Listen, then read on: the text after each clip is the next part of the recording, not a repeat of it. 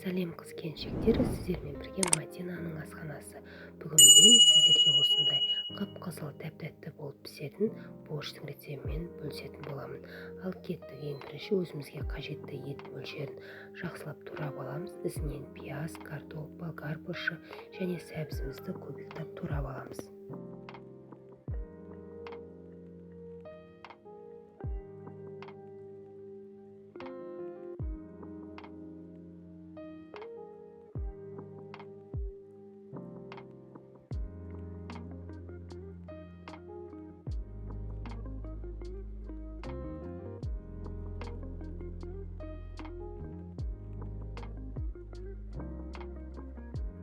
Мінекей капустамызды да көбіктеп турап алдық. Енді қызып тұрған қазанымызға майымызды құйып, оны қыздырып, етімізді жақсылап қызартып қуырып алатын боламыз.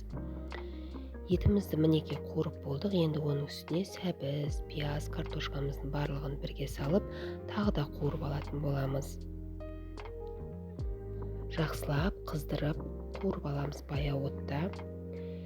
Қуырып болғаннан соң бетіне осындай үйде салат бар болса салат, қосымша томаттарды салсаңыздар дәмі күшті болатын болады.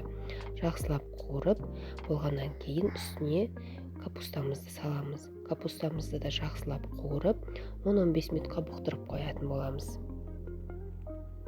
Мінекей қуырып болдым мен міне. Енді бұқтырып болғаннан соң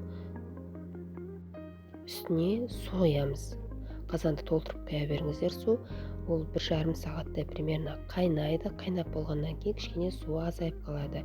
Үстіне тұзымызды салып, баяу отта, обязательно баяу отта 1,5 сағат қайнатамыз. Ол қайнап жатқан кезде біз осы міне главный фишкасына келдік.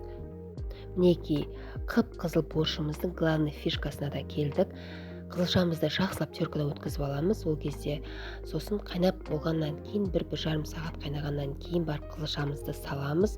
Көп қайнатпаймыз, 10-15 минут қана қайнатып, астын өшіреміз. Сол кезде біздің борщымыз қып-қызыл өте дәмді, күшті болып шығатын болады.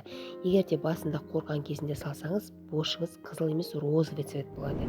Мінекей көріп тұрсыздар ма, дәмі өте керемет. Қаймақпен немесе майонезбен ұсынсаңыздар тіпті керемет болады. Каналыма тіркеліп комментарий қалдырыңыз.